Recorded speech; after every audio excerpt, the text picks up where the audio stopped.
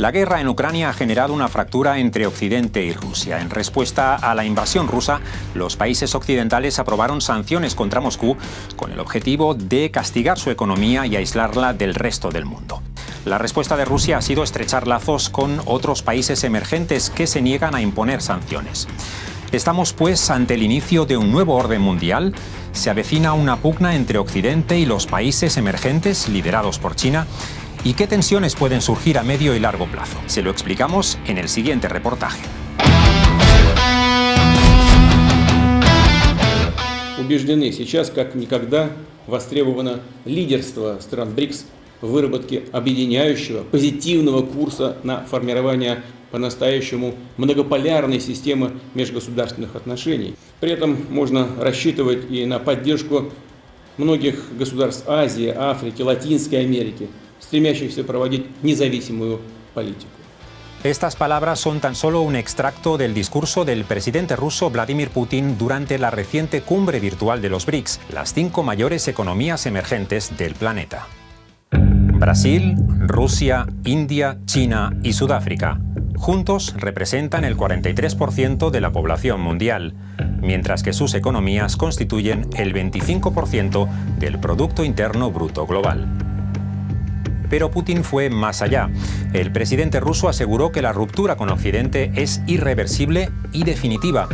Pero para disputar la hegemonía global, los BRICS necesitan ampliar su área de influencia más allá de sus actuales 5 integrantes. Los principales candidatos se encuentran en el denominado Sur Global, países en desarrollo ubicados principalmente en Asia, África y Latinoamérica. Es el caso de Argentina. Los BRICS constituyen una plataforma con enormes capacidades para discutir e implementar una agenda de futuro que nos lleve a un tiempo mejor y más justo. Argentina quiere sumarse a ese espacio y brindar sus aportes como integrante del mismo. La candidatura argentina cuenta con el respaldo del bloque, especialmente de Brasil y China, sus 2 principales socios comerciales. Pekín ya incluyó recientemente a Argentina en la iniciativa de la Ruta de la Seda. Además, Brasil apuesta por el ingreso argentino en el nuevo Banco de Desarrollo de los BRICS. Aparece la oportunidad para Argentina, pero también aparece la oportunidad para otra serie de países que estaban teniendo un rol marginal hasta ahora en los principales foros internacionales, y la posibilidad de este BRICS resurgiendo, relanzado y con una China superpotencia con la que nosotros, por ejemplo, somos los principales socios comerciales que tenemos en este momento, es una gran oportunidad. Pero para disputarle la hegemonía mundial a Occidente, el grupo de los BRICS deberá resolver antes determinadas contradicciones internas. ¿Qué papel está dispuesta a jugar una Rusia debilitada por las sanciones occidentales? Además, la India y China mantienen una fuerte rivalidad regional que puede generar importantes tensiones, con Pekín asumiendo un papel de liderazgo cada vez más evidente. Evidentemente, China está tomando la posta de este bloque y está viendo una gran posibilidad de capitalizarlo en función de sus propios intereses de política exterior. Y en ese sentido, países como la India se sienten muy incómodos, por supuesto.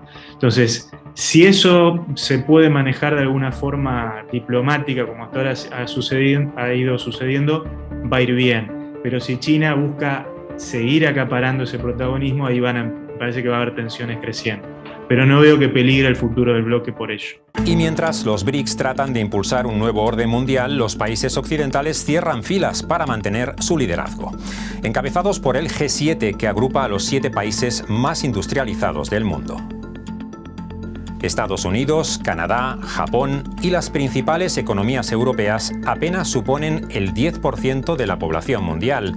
En cambio, su peso económico en el Producto Bruto Global se eleva al 46%. También el G7 aprovechó su reciente cumbre en la localidad alemana de Elmau para dar una muestra de unidad.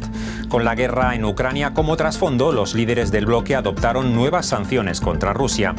Pero el consenso en Occidente no solo se limita al G7, incluye también a la Unión Europea y, muy importante, adquiere una vertiente militar con la inclusión de la OTAN. Die Staaten der G7 haben eng zusammengestanden, genauso wie die Europäische Union und die NATO, als es darum ging, die Unterstützung für die Ukraine zu organisieren gegen den brutalen Angriff Russlands. Und zwar von Anfang an, Man kann sicher sagen, dass Putin nicht damit gerechnet hat und ihm das unverändert Kopfschmerzen bereitet. Pero al margen de Rusia, la sombra de China planeó también por la cumbre del G7. El creciente peso económico del gigante asiático amenaza con traducirse en una mayor influencia en la escena internacional. Para contrarrestar esa tendencia, el G7 anunció un plan de infraestructuras en países en desarrollo por valor de 600.000 millones de dólares. Además, el bloque apuesta por reducir su dependencia económica de China, una estrategia que, sin embargo, puede acarrear importantes consecuencias para países como Alemania. Wir haben strategische Kooperationsinteressen mit den Vereinigten Staaten, auch auf der Grundlage einer weitgehend gemeinsamen Werteordnung, wie gerne gesagt wird. Wir haben aber auch intensive ökonomische Interessen in China. Und beides in einen Ausgleich zu bringen, ist gerade für Unternehmen in diesen Zeiten außerordentlich schwierig, weil man damit rechnen muss, unter Sanktionsdruck zu kommen, weil man damit rechnen muss, Anteile auf wichtigen Märkten zu verlieren. Und natürlich ist es für Unternehmen außerordentlich schwierig, in dieser geopolitischen Konfrontationsstellung den richtigen Kurs zu steuern. Está en juego la hegemonía global y esa disputa no tiene como escenario principal la guerra en Ucrania. La creciente rivalidad entre el G7 y los BRICS es la expresión de un conflicto latente entre los dos principales actores a nivel global, Estados Unidos y China. Un conflicto que va a más en términos económicos, pero que a medio plazo esconde riesgos mucho mayores. Die einen, die Vereinigten Staaten, befürchten den relativen Abstieg. Die anderen, China, drängen auf den relativen Aufstieg. Ich denke, das Rennen ist im Augenblick offen und es wäre mehr als wünschenswert, dass es in Formen ausgetragen wird, die außerhalb einer unmittelbaren Blockkonfrontation stattfinden. Im Augenblick sieht wenig danach aus, muss ich bedauerlicherweise sagen. Aber die Herausforderung, das nicht militärisch auszutragen, ist wahrscheinlich eine der größten Herausforderungen der nächsten Jahre. La pugna por liderar el nuevo orden internacional está en marcha, una pugna que amenaza con dividir al mundo en dos bloques, desencadenando un proceso de desglobalización que tendría graves consecuencias económicas. Un contexto en el que fomentar plataformas de diálogo multilaterales resulta más importante que nunca.